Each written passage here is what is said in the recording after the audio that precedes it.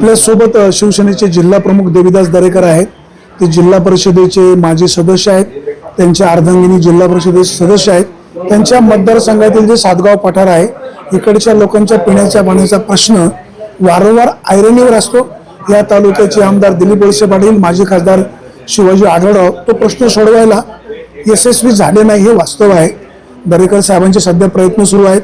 त्यांनी मागच्या आठवड्यामध्ये त्या लोकांची बैठक घेऊन कळमोडी उपसा सिंचन योजनेसंदर्भात एक बैठक घेतली. आता ते धरण कलमोडी का कळमोडी नेमकं काय आहे आणि तो प्रश्न सुटणार आहेत का आपण समजून घेऊया. दरेकर साहेब काय सांगाल, तुम्ही जी बैठक घेतली, विषय मार्गी लावण्याचा प्रयत्न केला, ते धरण कलमोडी का कळमोडी काय तुम्हाला नेमकं काय म्हणायचं आहे? आंबेगाव तालुक्याच्या व सातगाव पठारावरील आम जनतेला प्रथमतः जय महाराष्ट्र. खरं तर पाडव्याचा सण झाला आणि पाडव्याच्या सणाच्या दिवशी आम्ही सर्व शेतकरी एकत्र आलो आणि कलमोडीऐवजी कळमोडी असं त्या धरणाला आम्ही नाव दिले. हा प्रकल्प खरं तर शेतकऱ्यांची कळ मोडण्यासाठी निर्माण झालेला हा प्रकल्प आहे. ज्यावेळेस या प्रकल्पाची निर्मिती झाली, निर्मिती करणाऱ्यांना धन्यवाद. परंतु कोणताही प्रकल्प होत असताना त्या प्रकल्पाचं काम पूर्ण झाल्यानंतर ज्या शेतकऱ्यांच्या जमिनी सिलिंगमध्ये जातात, सिलिंगमध्ये गेल्यानंतर त्यांना त्यांच्या सातबाऱ्यावर शिक्के पडले जातात, त्यापुढे त्या शेतकऱ्यांना कोणताही व्यवहार करता येत नाही, कोणतं स्वतःचं वाटप पत्र करता येत नाही, स्वतःच्या मुलीच्या लग्नाला सुद्धा पैसे काढता कर्ज काढता येत नाही. शेतकरी मेटाकुटीला अक्षरशः आलेला आहे. परंतु हा मूळ प्रकल्प निर्मित होत असताना सातगाव पठारावरील 365 हेक्टर क्षेत्राचा उल्लेख ज्यामध्ये आहे आणि 30 वर्षापूर्वी हे शिक्के पडले. किती वर्षापूर्वी? 30 वर्ष. 30 वर्षापूर्वी हा प्रकल्प शासनाने निर्मित केला. त्याचं प्रत्यक्षात काम किती साली चालू झालं? काम पूर्ण झाल्याला 18 वर्ष झाले. कलमोडी धरणाच्या लाभ क्षेत्रामध्ये शेतकऱ्यांच्या जमिनी गेल्या का न गेल्या हे मला माहित नाही. धरण राजगुरुनगर तालुक्यात आहे ना? हे धरण राजगुरुनगर तालुक्यामध्ये. परंतु ह्या धरणाची निर्मिती राजगुरुनगर आणि आंबेगाव तालुक्यासाठी झालेली आहे. आंबेगाव तालुक्यातील 7 गाव आणि राजगुरुनगर तालुक्यातली 7-8 गाव असं मिळून हे धरण झालेलं आहे.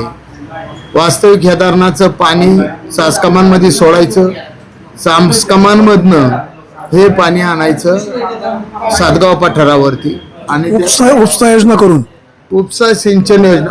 पूर्वी याचं पाटाने नियोजन होतं, कॅनॉलर. यावेळी धरण झालं त्यावेळी 55 कोटीचं होतं. त्यामध्ये सातगाव पठाराच्या वेळ नदीवरती 7 बांधारे झाले. बांधारे पहिले बांधले गेले, ठीक आहे. त्याच्या मागे काही संकल्पना असेल बा, पाणी आडल बांधाऱ्यांमध्ये, ते पाणी आडतंय, तो आनंदाचा क्षण आहे त्या शेतकऱ्यांसाठी 4 महिन्यासाठी. परंतु त्याच्यानंतर अनेक मिटिंगा झाल्या, अनेक सभा झाल्या. पाणी आलं म्हणून काही शेतकरी पाणी आलं धोतारवर करून पळत बी सुटलेले आहे. हे आम्ही मिटिंग मध्ये पाहिलेलं आहे.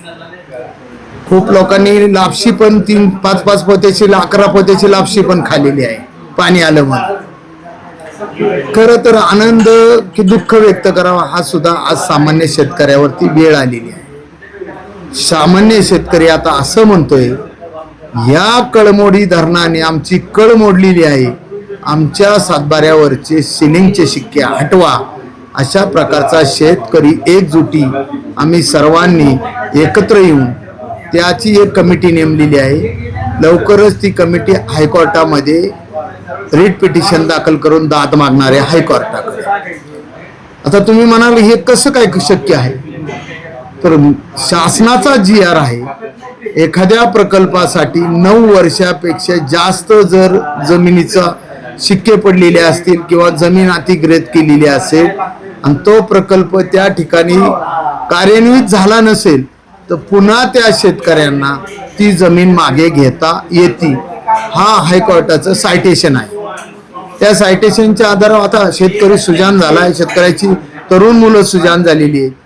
पूर्वी एकत्र कुटुंब पद्धत असायची, एका सातबाऱ्याला एक आजोबा मालक होता. आता एका आजोबाला 5 मुलं, 5 मुलांची 10 मुलं, 10 मुलांची 20 मुलं, अशा प्रकारचा कुटुंबाचा विस्तार झालेला आहे. सातगाव पठारावरील शेतकऱ्यांना आता पूर्वी 10 एकर जमीन ज्याला होती त्याला सिलिंग लागलं. आता त्याच शेतकऱ्याच्या मुलांना 2-2 एकर, 1.5 एकर जमीन आलेली. हा सुद्धा शासनाच्या किंवा कोर्टाच्या निदर्शनामध्ये आम्ही आणून देणार आहोत आणि ह्या धरणाने आमची कळ मोडलेली आहे. आता शेतकऱ्यांचं असं म्हणणं आहे, आम्हाला पाणी नकोय, पाणी नको, आम्हाला पाणी नकोय, पण आमचे सातबारे उठवा. आम्ही भारत स्वतंत्र झाल्यापासून टँकरनीच पाणी पितोय, मग अजूनही टँकरने पाणी प्यायची आमची तयारी आहे. म्हणजे पाणी टँकरने दे हवं तर, पण आमचा सातबारा मोकळा करा. आमचा सातबारा मोकळा करा. टँकरने पाणी देणं हे शासनाचं कर्तव्यच आहे. जीवनात आलेल्या प्रत्येक माणसाला पाणी देणं हे शासनाचं कर्तव्य आहे. वळसे साहेबांनी 2 दिवस माध्यमांना सांगितलं की शासनाने याबाबतचा सकारात्मक निर्णय घेतलेला आहे. हे पहा, वाणी साहेब ते खूप मोठे महान नेते आहेत, परंतु मी ज्यावेळेस जिल्हा परिषद सदस्य झालो त्यावेळेस या धरणाची प्रशासकीय मान्यतेसाठी 102 कोटीसाठी प्रशासकीय मंजुरीसाठी अहवाल गेला होता. मी ज्यावेळेस केला त्यावेळेस 102 कोटी. परत मला त्यावेळेस काही सांगण्यात आलं, शिरूरची काही गावं आपल्याला याच्यामध्ये घ्यायच्या. शिरूरचे चौधरी म्हणून एक माझे मित्र आहेत, ते सुद्धा याचा लढा लढतायत. त्यांचं म्हणणं काय आहे, शिरूरकरांना पाणी आलं पाहिजे. आंबेगावकरांचं म्हणणं आहे आम्हाला पाणी आलं पाहिजे. खेडवाल्यांचं म्हणणं आहे आम्हाला पाणी आलं पाहिजे. खेडचं नेतृत्व म्हणते रक्ताचा थेंब बी जाऊन दे, एक रक्ताचे थेंब सांडला तरी चालेल, पण एक पाण्याचा थेंब जाऊन दे ना. छातीवर गोळ्या झेलेल. छातीवर गोळ्या झेलेले आंबेगाव तालुक्यावले म्हणले. शिरूरवाल्या आंबेगाव तालुक्याचे आपलं खेड तालुक्याचे नेते काय म्हणाले की आम्ही पाण्याचा थेंब जाऊन देणार नाही, वेळ प्रसंगी रक्त सांडलं तरी चालेल. नक्की चाललंय काय? दिशाभूल करण्याचा प्रयत्न सातत्यानं भोळ्या जनतेचा, जवळ्या शेतकऱ्यांचा होतोय. हे माझ्या दरेकर साहेब, सॉरी तुम्हाला थांबवतो. तुम्ही आणि राष्ट्रवादी काँग्रेस सत्तेमध्ये एकत्र आहात. दिलीप वळसे पाटील या तालुक्याचे आमदार आहे, अनेक वर्ष मंत्री राहिलेले आहेत. तुम्ही एकनाथ शिंदे साहेबांच्या शिवसेनेचे जिल्हा प्रमुख आहात. दोघं सत्तेमध्ये एकत्र असतानाही एकमेकावर टीका होते, लोकांची करमणूक होते. तुम्ही एकत्र बसून याच्यावर मार्ग का काढत नाही? हे पहा, या संदर्भामध्ये मी आझाद मैदानावर 8 दिवस उपोषण केलं.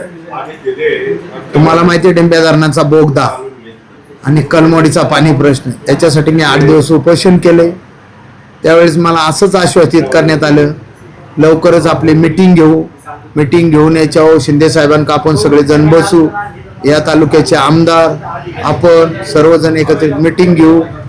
आम्ही म्हणालो आज मिटिंगची वाट पाहतोय, अद्याप त्यांना सामान्य दुसऱ्या कार्यकर्त्याला मिटिंगला घेऊन ते कसे जातील हो? याच्या संदर्भातली मिटिंग आम शेतकरी, आम सातगाव पठारावरील जनता ही आम्ही शिवतारे बाप्पूंक मिटिंग लावली होती. बंद पाईपलाईनचा प्रस्ताव आला, त्यावेळेस शिवतारे बाप्पूंनी सर्वेला पैसे टाकले मंत्री असताना, परंतु योगायोगाने बाप्पूंचा पराभव झाला, योजना बारगळली गेली. त्याच्यानंतर पुन्हा जयंत पाटील साहेब या खात्याचे मंत्री झाले. शेतकरी मिटिंगला हजर होते. शेतकऱ्यांना डायरेक्ट जयंत पाटील अधिकाऱ्यांना म्हणतात ही योजना फिजिबल नाही, तुम्ही आणता कशाला पुढे?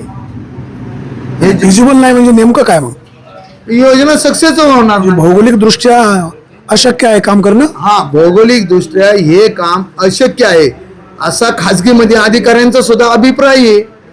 परंतु तुम्ही काय सर्वे केला असेल ना? आम्ही सर्वे केलाय. ऑलरेडी 3 टप्प्यामध्ये पाणी यायचंय. 3 टप्प्यामध्ये पाणी चढणं, त्याचं लाईट बिल, त्याचा मेंटेनन्स ही अशक्य गोष्ट आहे.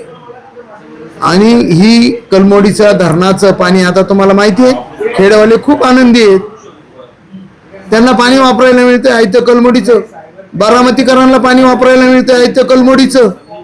निर्मिती कोणासाठी? आंबेगाव आणि खेडसाठी. आता पाणी जातंय बारामतीला. मग सांगा, बारामतीवाली आनंदी होतील का दुःखी होती? आनंदी होणार हो. धरण निर्मिती करणारा आनंदी, ज्याच्या जमीन गेल्या त्याची कळ मोडली. सिलिंग पडले त्याची कळ मोडली. याच्याकडे कोणालाही लक्ष द्यायला वेळ नाही. प्रत्येक वेळेस सुधारित प्रशासकीय मान्यता 100 कोटीचा प्रोजेक्ट 210 कोटी हो गेला, 210चा 153 हो गेला, आता तो किती कोटी हो गेलाय याचा बी अभ्यास करा. सरकारकडे पैसे कुठं कमी आहेत? सरकारकडे जर पैसे कमी नाही असं ते तुम्ही म्हणताय. वळसे पाटील साहेबांचं वजन राज्यामध्ये किती मोठं आहे. त्यांनी मनात आणलं तर डोंगर बी फुटते. ते म्हणाले ना प्रशासकीय मान्यता मिळाली म्हणून. प्रशासकीय मान्यताला पहिली काय असते माहितीये ना साहेब? प्रशासकीय मान्यता तत्वत मान्यता असती. तत्वता मान्यता. तत्वता मान्यता. तत्वत मान्यता मूळ प्रकल्पाला XYZ रुपयाची ग्रँट पडली जाती त्यावेळेस ती प्रमा म्हणली जाते. त्याला प्रशासकीय मान्यता. अजून ही काय झाली? तत्वत मान्यता आहे. ही 10 वेळा अशा तत्वत मान्यता ह्या प्रकल्पाला मिळालेली आहेत. आम्ही डोळ्यांनी पाहिली. आमदार दिलीप वळसे पाटील पठारावरच्या जनतेची म्हणून दिशाभूल करतात. आता हे जनतेला विचारा तुम्ही एकदा जाऊन. तुम्ही एक जाणकार आहात ना. मी तर म्हणतो किती वेळा प्रशासकीय मान्यता निघाल्या हे त्यांनी पण सांगावं. मग ही काय दिशाभूल का काय हे जनता त्यांना उत्तर दे. ठीक आहे, आमचं म्हणणं काय आहे? तिकडनं फिजिबल नसेल तर डिंब्या धरणाचा उजवा कॅनॉल सातगाव पठाराच्या जवळून 4 किलोमीटरहून गेलेला आहे. तिकडं सगळंच खोदणार आहे ना. मग उजव्या कॅनॉलला गोडेगावच्या जवळ कोटमदारा फाट्याच्या तिथं सगळं खोदा आणि हे पाणी फक्त 3 किलोमीटर नेऊन टाकायचे. किती किलोमीटर? 3 किलोमीटर. 3 किलोमीटर. ते 3 किलोमीटर तिथं नेऊन टाका आणि सातगाव पठाराच्या जनतेचे ताणच भागवायचे ना आपल्याला. शेतीला पाणीच भागवायचं ना आपल्याला. इकडनं करू शकतात. ते पाणी जाऊ दे ना. ही पाणी म्हणजे राष्ट्रीय संपत्ती आहे.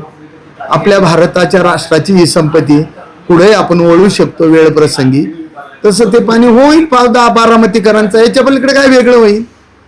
यातलं एक किती TMC पाणी लागतं, किती MCFT पाणी लागते याचं डिंब्या धरणातलं वाटप करा. पुन्हा फेर वाटप करा पाणी वाटप आणि इकडनं पाणी द्या शेतकऱ्या पठारावर शेतकऱ्या.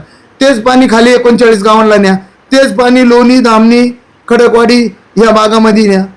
याच्या एखाद्याला प्रोजेक्ट करायचाच असला ना तो होऊ शकतो. बघा आता तुम्ही धरणाचा बोगदा भिंतीला डोंगराला बोगदा पाडू शकतो आणि 3 किलोमीटर पाईपलाईन होत नाही का? साधं लॉजिक आहे ना राव. जर आपण सत्तेमध्ये आम्ही पण वाटेदार आहोत, तुम्ही पण वाटेदार आहोत. आम्ही शिंदे साहेबांक साकडं घालतो, तुम्ही तुमच्या नेत्यांक साकडं घाला आणि हा कायमचा प्रश्न सोडवावा. याच्यासाठी तर मी त्यांना शुभेच्छा देईल. हे काम आद्य कर्तव्य तुमचंच आहे. याचं श्रेय पण तुम्हीच घ्या. त्यांनी नाही केलं तर तुम्ही करणार का मग? आम्ही करायचं का काय करायचं? बघ सामान्य जिल्हा परिषद सदस्याच्या हात कुठपर्यंत असतात तो. तुम्ही जिल्हा प्रमुख आहात पक्षाचे. मी काय सांगतो, जिल्ह्यामध्ये मी भांडेलो. राज्यामध्ये कोणताही प्रोजेक्ट नेत असताना त्या आमदाराची शिफारस असल्याशिवाय तो प्रोजेक्ट राज्याच्या मंत्रिमंडळात जात नाही.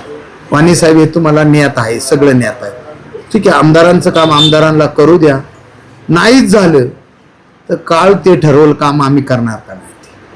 100% सांगतो हे काम आम्ही करणार, पण काळात करणार. आज अशी अवस्था झालेली आहे. एका माणसाने प्रस्ताव नेला. आता मी शुद्ध भावनेने ही मीटिंग घेतली होती का बाबा या मीटिंगचा मतितार्थ आमचा असा होता का 9 वर्षाच्या पुढे गेल्यामुळं पुन्हा शेतकऱ्यांना जमीन मागायचा हक्क आहे. आम्ही तोच विषय घेतला. फक्त कोणावर टीका करायची नाही, काय नाही. ही जमीनच आमची मागायची हाच आमचा सामान्य शेतकऱ्यांचा हेतू होता आणि त्या हेतूपासून आम्ही केव्हाही बाजूला जाणार नाही. तुम्ही तालुक्याचे आमदार दिलीप वळसे पाटील यांच्याकडे हे सगळे शेतकरी घेऊन जाऊन प्रश्न मांडत का नाही? त्यांची मदत का घेत नाही? साहेब आता निवडणुका झाल्या. जनतेच्या दरबारात मी पण गेलो सातगाव पठाराच्या आणि ते पण गेलेले. तुम्हाला कुटुंबपुरतं यश आलं. तुमचे राज्याचे उपमुख्यमंत्री एकनाथ शिंदे झेडपीच्या निवडणुकीला ज्या ज्या मतदारसंघात आले ते सगळे उघड पडले. जुन्नर असेल, आंबेगाव असेल, खेड पण असेल. हे पहा, तुम्हाला सर्वांना माहिती आहे या पुणे जिल्ह्याचा एक आदर्श व सुपुत्र सन्माननीय कैलासवासी नामदार अजितदादा पवार यांची दुःखद घटना आपण डोळ्यांनी पाहिलेली आहे. या दुःखद घटनेचा व्हिडिओ सामान्य मतदाराच्या कानावर पडला. सामान्य मतदार भावनिक झाला. आमची बरीचशी सीटं थोड्याफार मार्काने पडलेली आहे. यश अपयश हे राजकारणामध्ये असतं. कोण आल्याने जिंकून येतो, कोण गेल्याने पडतो, हा भाग गौण आहे. परंतु या ठिकाणी अजितदादांची सहानुभूती ही पुणे जिल्ह्याने दाखवलेली आहे. सुपुत्राला मानवंदना जनतेने दिलेली आहे. त्यामुळे हे आम्ही अपयशही बी पचवतो आणि यशही बी पचवतो. यशाने होऊन जात नाही आणि अपयशाने खचत पण नाही. ही आमची खरं तर बाळासाहेबांची शिकवण आहे. लढत राहायचं, सामान्य नागरिकासाठी लढणार शेवटपर्यंत. आंबेगाव तालुक्यात आंदोलन करायची वेळ का आली हो? काल परवा तुम्ही धामणीला आंदोलन पाहिले, आता सातगाव पठाराव आंदोलन होतंय. उद्या आदिवासी भागातली जनता आता बघा 2 महिनाभराने त्यांना प्यायला पाणी टँकरचे प्रस्ताव आलेच सगळे. ते प्रश्न तुम्ही सोडवत का नाही? तुम्ही सत्तेमध्ये आहात ना. आम्ही ते प्रश्न 100% टप्प्याटप्प्याने आम्ही सोडवणार म्हणजे सोडवणार. आता हे बघा प्यायचं पाणी चालू झालंय, त्याच्यात पण राजकारण मोठ्या प्रमाणात होतंय. ते तुम्हाला मी वास्तव सगळं. काय डीपी चोरी गेली काय? आता डीपी चोरीच गेली. काही MSCB करतंय, चालू लाईनची डीपी चोरीच जाती. हा मला एकतर संशोधनाचा भाग वाटतोय. चोरी गेली का चोरून नेली? मग आता चोरून नेली का परत काढून नेली बसवणारांनी हे शोधायला लागेल. बसवणारांनी परत काढून नेली का चोरांनी चोरून नेली याचा संशोधन घ्यावा लागेल. कारण का मी त्या ग्रहण लागले त्या पाणी योजनेला असा माझ्यासारख्याचा जाहीर आरोप आहे.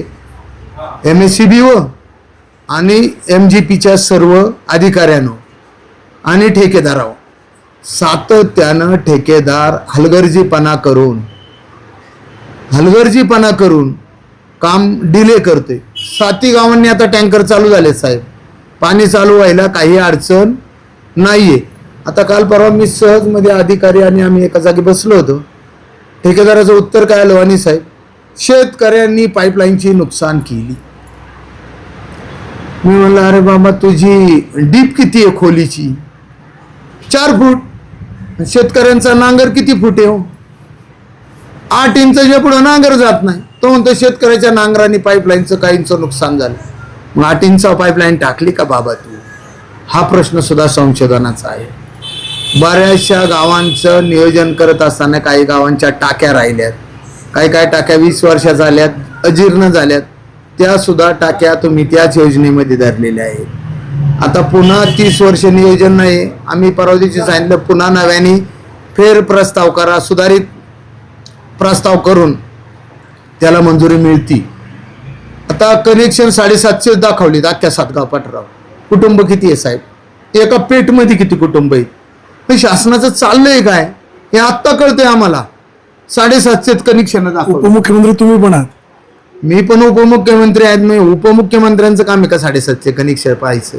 नाही साहेब. आणि साहेब ज्या अधिकाऱ्यांना, सक्षम अधिकाऱ्यांना त्या ठिकाणी नेमलंय त्याची नैतिक जबाबदारी आहे त्या गावात जाणे, त्या ग्रामसेवकाची, त्या भागातल्या लोकांची आपल्या गावातली सर्व कनेक्शन आल्यात का नाही हे पाहण्याची जबाबदारी सुद्धा त्यांची आहे, आमची पण आहे. परंतु झालेला प्रकार मी त्यांना त्या दिवशी सांगितलं सर्वांना सरसकट कनेक्शन देऊन टाका. ज्या भागात पाईपलाईन राहिल्या त्या भागातल्या पाईपलाईनी नेण्याचा प्रयत्न करा. पुन्हा 30 वर्ष योजना होणार नाही आणि सातगाव पठाराची जनता खूप आनंदी होणार. तुम्हाला सांगतो नजीकच्या 8-15 दिवसामध्ये त्या कामाचं पाणी चालू होईल फुलफिलमध्ये. त्यावेळी जनतेला कळेल सामान्य कार्यकर्त्याचा विजय झालेला आहे, हा देवीदास दरेकरचा नाही. या योजनेमध्ये गावच्या सरपंचापासून गावच्या प्रमुख सामान्य कार्यकर्त्यापासून तर माझ्यासारख्या जिल्हा परिषद सदस्यापर्यंत सर्वांनी सहभाग घेऊन ज्या ठिकाणी शेतकऱ्याला जागा द्यायची त्या ठिकाणी शेतकऱ्याचा उपयोग झालाय. ज्या ठिकाणी जागा खरेदी करायची त्या ठिकाणी ग्रामपंचायतचा उपयोग झालाय. ज्या ठिकाणी टाक्यांना जागा द्यायची त्या ठिकाणी गरिबांच्या कुटुंबांनी मोफत दान पण दिलेलं आहे. त्यामुळे ही योजना पाणी पुरवठा योजना 100% चालू होईल, पाणी मिळेल. परंतु जो MSCBचा विद्युत महामंडळाचा गलथान कारभार या योजनेच्या संदर्भात चालू आहे त्याच्याबाबत मी आंबेगाव तालुका विद्युत महामंडळाच्या बाबत खेद व्यक्त करतो आणि MGPच्या अधिकाऱ्यांच्या विरुद्ध सुद्धा खेद व्यक्त करतो. आपण केलेलं निकृष्ट दर्जाचं काही नियोजन हे पुढील जनतेला भावणार आहे. तुम्हाला काय हो, ठेकेदार बिल काढून निघून जाईल, त्याची लायबिलिटी संपेल, त्याची लायबिलिटी संपल्यानंतर तो हात वर करेल. मग हा सुद्धा प्रश्न अनुत्तीर्ण होऊ नये म्हणूनच आमचं याच्यावरती प्रयत्न चालू आहे की हे काम दर्जेदार व्हावं, लोकांना सामान्य जनतेला पाणी मिळावं हीच अपेक्षा आहे ना. तुम्ही जिल्हा परिषद सदस्य होता, दरेकरवाडीकडे जाण्याचा रस्ता करता आला नाही. तुमच्या आता पत्नी जिल्हा परिषद सदस्य झाल्यात, त्यांच्या काळात तरी तो रस्ता होईल का? हे पहा, तुम्हाला सर्वांना ज्ञात आहे तो रस्ता 2 वेळा झालेला आहे, पूर्ण डांबरीकरण होता. आत्ता तुम्ही त्या रस्त्यावर गेलात, त्याच्यावरती खानपट्टा आमचा माझ्या भावाच्या नावावरती खानपट्टा आहे. जो बिझनेस आहे तो मान्य करायचा. आता वाहतूक होत असताना रस्ता फुटतो, त्याच्यासाठी आम्ही गौण खनिज विभागाकडे पैसे आता मागितलेत. नजीकच्या काळात त्या रस्त्याला काँक्रिटीकरणासाठी पैसे मिळतील, तो रस्ता पूर्ण होईल. माझ्याकडेच जात नाही, तो ठाकरवाडीला जातो, वरच्या दरेकरवाडीला जातो, सगळीकडे जातो. त्या रस्त्याला तुम्ही पण राहता ना? मी पण राहतो ना, माझीच नैतिक जबाबदारी. रस्ता खराब करायचा तुम्ही, दुरुस्त कोणी करायचा? अहो, मी तेच सांगतोय साहेब, शासनाच्या वतीनं जेवढी रॉयल्टी जाते आमची शासनाला, त्या रॉयल्टीतला काही भाग त्या रस्त्यासाठी मिळत असतो. त्याच्यासाठी आम्ही प्रस्ताव केलेला आहे. त्यात नजीकच्या काळामध्ये तो रस्त्याचं काम पूर्ण होईल. शेतकऱ्यांना नवीन कनेक्शन देताना सरकार असं म्हणते, म्हणजे वीज वितरण कंपनी, की सौर ऊर्जा कनेक्शन घ्या. आता लोणी धामणी परिसरामध्ये काही शेतकऱ्यांनी पाटावर पंप बसवले, सौर ऊर्जेचं कनेक्शन घेतलं, परंतु पूर्ण दाबाने पाणी तिथपर्यंत जात नाही. त्या लोकांनी उपोषण केलं. उपोषण सोडवायला तुम्ही गेले. तो विषय विद्यमान आमदार महोदयांनी, वळसे पाटलांनी सभागृहामध्ये मांडला. राज्याचे मुख्यमंत्री जे काय बोलले ते आपण सगळ्यांनी ऐकलेलं आहे. प्रश्न सुटणार की नाही? मुख्यमंत्री म्हणाले हा पॉलिसी डिसिजन आहे की आपल्याला सौर ऊर्जेचंच कनेक्शन द्यावं लागणार आहे, पॉलिसी बदलावी लागणार आहे. तुमची भूमिका काय राहील? माझी तर मुख्यमंत्री साहेबांना विनंती आहे. मी लय छोटा कार्यकर्ता आहे. मी सजेशन करणं म्हणजे मी मूर्खात जमा होईल. परंतु यासाठी तुम्ही जे सौर सोलरचं करताय ते सक्सेस होणार नाही. ऊन कधी असतं, कधी ढगाळ वातावरण येतं, कधी काय होतं हे तुम्हाला सगळ्यांना माहिती आहे. ढगाळ वातावरण आणल्यावर मोटार पाणी मारत नाही, शेतकऱ्याचा हेतू साध्य होणार नाही. त्याऐवजी शासकीय गायरान घ्यावं, त्याच्यावरती सोलर प्रकल्प करावा. CSR कंपनीच्या माध्यमातनं मुख्यमंत्री साहेबांना हे काही अवघड नाही आहे.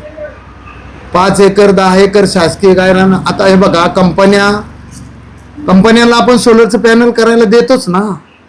आता बघा, माझ्या ढाकाळ्याला चालू आहे, पेटला चालू आहे. तुम्ही काल परत चांडवलीचं आंदोलन चालू आहे, तिथं सौर प्रकल्प झालायचे.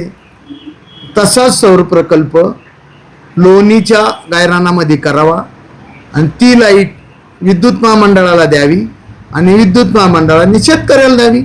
फक्त सायकल फिरवायची.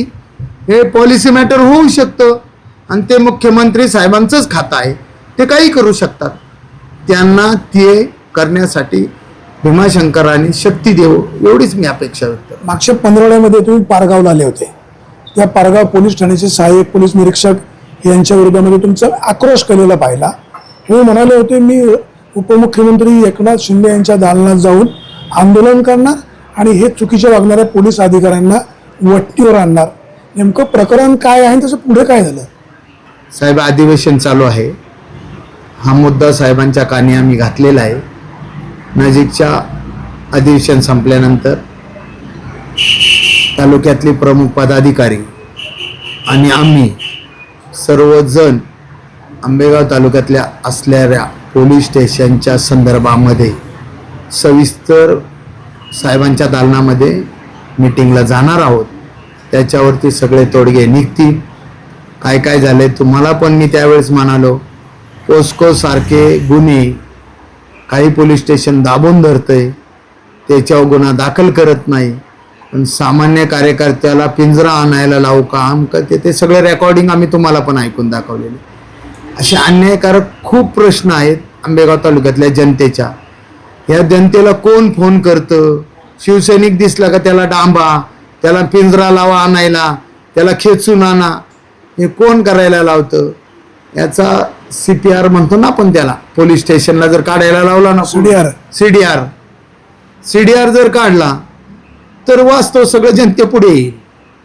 आता ह्या गोष्टीपर्यंत जाण्याची सुद्धा आमच्यासारख्या कार्यकर्त्याला गरज आहे. CDR पर्यंत ह्या पोलीस स्टेशन एवढा त्रास होतो, छळ होतो. आता एवढं पोटतिडकीने आम्ही तिथं आंदोलन केलं, तुम्ही त्याचं कव्हरेज घेतलंय.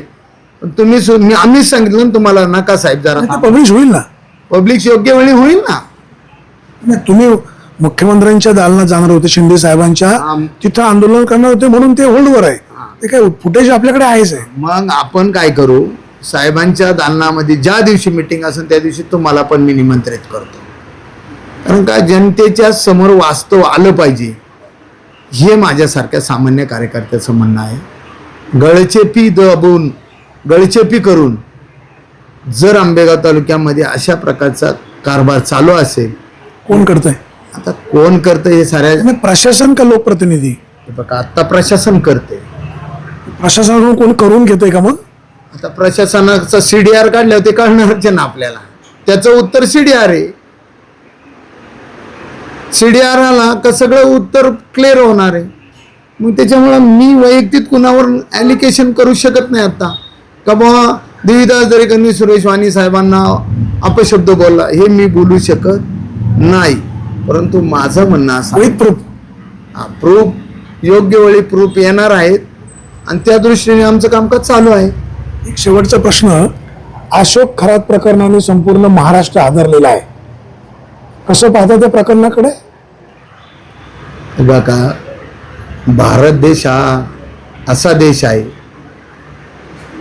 देवाधर्माला आणि हिंदू धर्म हा सातत्याने देवपूजे, देवाला मान, आपण अशा भोंदू महाराजांना मानायचं? देवाला तर मानतोच, परंतु देवाच्या माध्यमातनं असे बंधू अनेक आहेत. तुमच्या तालुक्यात नाही ना? आमच्या तालुक्यातही असतील, शोधावं लागतील आपल्याला सर्वांना मिळून. तर सांगण्याचा हेतू काय, जे कृत्य त्यांनी केले, ठीक आहे, तुम्ही एखाद्या गोष्टीचं समाधान एखाद्या माणसाकडून करू शकता, तो त्याचा नैतिक वैयक्तिक अधिकार आहे. मला कुठंतरी सुख मिळावं म्हणून सुखासाठी तिथं गेलात, आर्थिक देवाणघेवाण होतीच. आज कोणी फुकट सेवा करायला जन्माला आलेला नाही. आर्थिक देवाणघेवाण त्या ठिकाणी झाली आणि आर्थिक देवाणघेवाणीत तर तुम्हाला माहिती आहे, लक्ष्मी प्राप्त झाल्यानंतर मदमस्त हत्या असे तयार होतात आणि ते शोषण करायला तयार होतात. शोषणामध्ये काय निर्लज्जपणा झालाय हे आपण सर्व डोळ्यांनी पाहतो. एवढे वर्ष अन्याय सहन केला आणि तिथले त्या कर्मचाऱ्यामुळे हे प्रकरण बाहेर आलं. ही सगळी मंडळी एवढेच गप्प का होती? आणि अनेक पक्षाचे राजकीय नेते तिथे त्याचे सोशल मीडियावर फोटो व्हायरल होत आहेत. तुम्ही ज्या पक्षाचे जिल्हा प्रमुख आहात, तुमच्या पक्षाच्या प्रमुखांचा फोटो देखील त्याच्यामध्ये डिस्प्ले होतोय. त्याच्याबरोबर देशाच्या नेत्यांबरोबर त्यांचे फोटो आहेत ना. आता माझे नेते असतील ना, भेटायला गेले असेल माझ्या नेत्यांना, ते फोटो एक्सप्लोज होणारच ना. आता तुम्ही मी गेलो, माझ्या नेत्यांबरोबर फोटो केला आणि मी उद्या इकडे येऊन खून केला तर माझा फोटो व्हायरल होणारच ना. म्हणजे त्यांचा काय दोष? त्यात साहेबांचा दोष नाही. महाराष्ट्रातनं साहेबांना भेटायला लोक येतात, ती फोटो निघतो आणि तो फोटो हे योग्य वेळी ते फोटो असे व्हायरल होतच असतात, त्यामध्ये काही शंका नाही. साहेबांचा तीळ मात्र त्याच्यात दोष नाही, आम्हाला सर्वांना ज्ञात आहे. आता अशोक खरातांच्या संदर्भामध्ये तुम्ही काय म्हणाला, कर्मचारी आवाज उठवतो. आता त्या कर्मचाऱ्याची लायबिलिटी पण शोधायला पाहिजे. तो किती वर्ष कामाला होता? कर्मचारी बी चोरच ना हो. जर 10-20 वर्ष तू त्या ठिकाणी नोकरी करतोय, तुला आर्थिक प्राप्ती झाली, आता कळतंय का त्यांनी एवढी मागितले, त्यांनी तेवढे मागितले, ते पूर्ण केले नाही म्हणून तू ते पूर्ण केले असते तर पाप तुला मान्य. मग तो सुद्धा दोषी आहे, त्याला सुद्धा शासन व्हायला हवं, कारवाईच व्हायला पाहिजे, त्याच्यावर सुद्धा कारवाई व्हायलाच हवी, ही माझ्यासारख्याचे म्हणणं आहे. तुम्ही चोराला राखण राहणारा माणूस, बाहेर उभा असणारा सुद्धा चोरच असतो. म्हणजे हा सुद्धा त्या गटामध्ये सामील होता, म्हणून त्याच्यावर सुद्धा गुन्हा दाखल व्हावा ही माझी पहिली मागणी आहे. आंबेगाव तालुक्याच्या सातगाव पठारावर पिण्याच्या पाण्याचा प्रश्न, शेतीच्या पाण्याचा प्रश्न सोडवण्यासाठी देवीदास दरेकर यांनी पुढाकार घेतलेला आहे. कळमुडीमधून पाणी येईल का नाही येईल, जे काय होईल ते होईल, परंतु त्या भागातील सातबाऱ्यावर जो सरकारचा बोजा आहे तो बोजा पहिला कमी करा, सातबारा कोरा करा, अशा त्या भागातली जनतेची मागणी आहे. आंबेगाव तालुक्याच्या पश्चिम पट्ट्यामध्ये उन्हाळ्यामध्ये पिण्याच्या पाण्याची जी समस्या असते ती सुद्धा सोडवण्याचा प्रयत्न राहील. आंबेगाव तालुक्यातील पोलीस प्रशासनाकडनं कार्यकर्त्यांवर अन्याय होतोय, तोही प्रश्न उपमुख्यमंत्री एकनाथ शिंदे यांच्या दालनामध्ये मांडून सर्वसामान्य माणसांना न्याय देण्याचा प्रयत्न राहील, अशी यांची स्पष्ट भूमिका आहे. आंबेगाव तालुक्याचा विकास करण्यामध्ये आंबेगावचे आमदार दिलीप वळसे पाटील यांचा निश्चित पुढाकार आहे. निवडून येईपर्यंत ते एका पक्षाचे असतात, निवडून आले होते तालुक्याचे आमदार होतात. राज्यामध्ये भारतीय जनता पक्ष, शिवसेना आणि राष्ट्रवादी काँग्रेस तिघांची सत्ता आहे. आंबेगाव तालुक्यामध्ये या बाकीच्या पक्षांच्या कार्यकर्त्यांना बरोबर घेऊन दिलीप वळसे पाटील तालुक्याचा विकास अधिक जलदगतीने करतील आणि असे कार्यकर्ते त्यांना साथ देतील अशीच अपेक्षा. सुरेश वाणी, बिहार टाइम्स, गोडेगाव.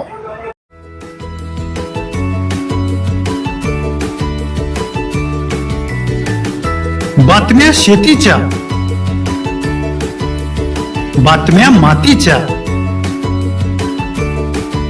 बातम्या अन्यायाच्या, गुन्हेगारीच्या,